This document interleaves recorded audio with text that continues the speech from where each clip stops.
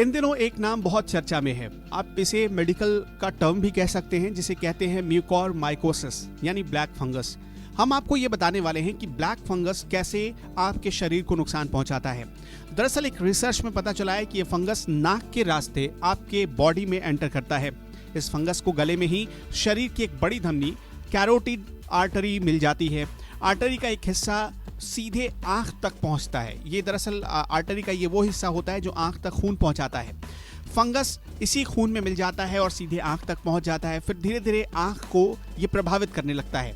इसी वजह से ब्लैक फंगस या ब्लड फंगस से जो भी मरीज संक्रमित होते हैं उनकी आंख निकालनी पड़ती है, क्योंकि धीरे धीरे आंखों की रोशनी चली जाती है और उस जगह पर काले निशान पड़ने लगते हैं और आखिर यही उपाय बचता है कि आंखों को निकाल दिया जाए।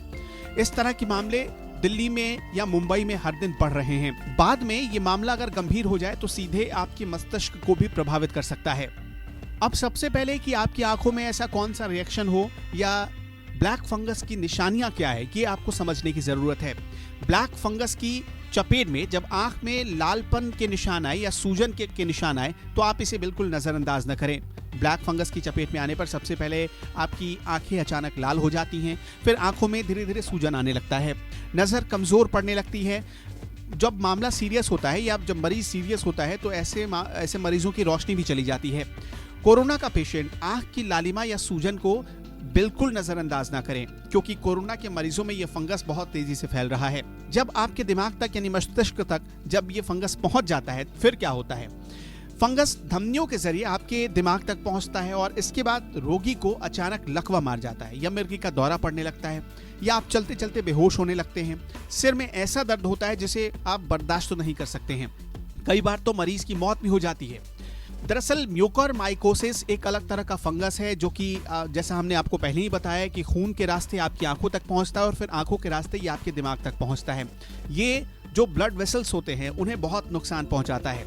इस फंगस की वजह से ब्लड वेसल्स पूरी तरह सूख जाती हैं जो गैंग्रीन की तरह दिखने लगती हैं। गैंग्रीन एक काले रंग का होता है, मतलब कि आपकी बॉडी पर जैसे ही ये फंगस फैलेगा वैसे काले रंग के धब्बे पड़ने लगते हैं। इसीलिए इसका नाम ब्लैक फंगस रखा गया है। जिस पेशेंट को यानी जिस मरीज को शुगर की बीमारी है उसे खास तौर पर सावधान रहने की जरूरत है।